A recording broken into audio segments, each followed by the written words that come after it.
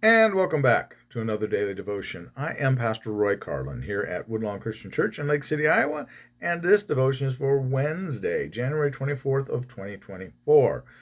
We are in the Gospel of Mark. We're working through the 6th chapter currently. Today we're going to look at verses 45 to 52. This is the story of Mark's rendition of Jesus walking on the water. This follows in Mark's Gospel right after the feeding of the 5,000. And remember that the disciples didn't have faith. They didn't know what was, how are we going to feed all these people? And Jesus is like, what you got? Let's see what we can do with it.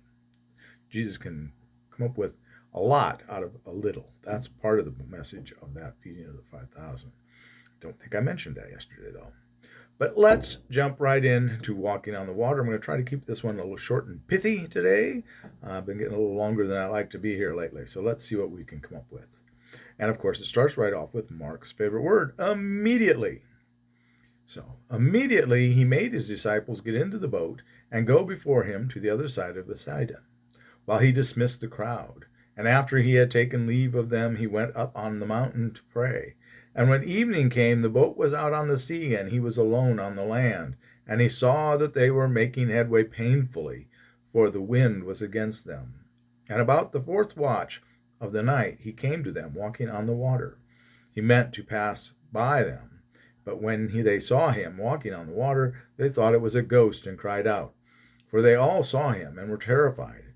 But immediately he spoke to them and said, "Take heart, it is I, have no fear." And he got into the boat with them, and the wind ceased, and they were utterly astounded, for they did not understand about the loaves, but their hearts were hardened. Okay. Um, what about Jesus walking on water? What's that done to your understanding? Again, they didn't understand about the loaves. They don't understand about Jesus walking on water. How in the world is he doing this? But the point here is Jesus has sent them ahead of him. It's almost like he did it, go, not he made them, it says. And immediately he made them go across the sea. How was Jesus going to get over? Did they ever ask him? It's like, well, wait a minute, Master. Teacher, how are you going to get across if we take the boat? What are you going to do? Walk around? Um, or you swim? You would have thought somebody might have said that to him, unless, there's no mention of another boat after all. But Jesus sees them out there, and it says they're making headway painfully.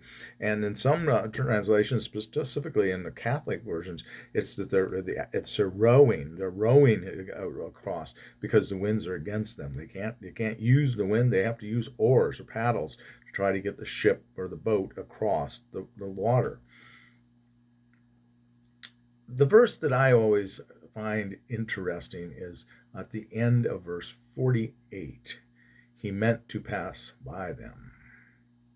So Jesus wasn't going to them. He was walking across. He's going to let them work their way on across. And I guess the point I would see there is that, it's not that Jesus abandons us, but if we think we can do this on our own, God will let us struggle, and sometimes have to be painfully. They're making headway painfully. If you're rowing into a strong headwind, it can be quite. I can remember canoeing on the Niobrara River many, many, many, many years ago when I was a much younger and stronger man. I can remember paddling a canoe on the Niobrara when we suddenly, what was supposed to be a leisurely paddling down, going with the flow of the water, when suddenly we had a strong headwind come up, and even the flow of the water wasn't sufficient to keep us moving. We were having to paddle like the dickens in order to get down the river in any kind of reasonable time to get to where we needed to be taken out of the river. So we had to work hard. But anyway, the point here is that they cried out. They saw Jesus and they cried out to him, and he came and he took care of it. The wind ceased. So that's the point. When we find ourselves in those positions in life, and we can tend to be so absorbed in the negativity of it all, we forget to cry out to God for relief. Let's do that today. Cry out to the Lord. Have a blessed day. And please, please, please be a blessing to someone today. If you enjoy these devotions, please do like and subscribe. Have a great day. God loves you. Take care.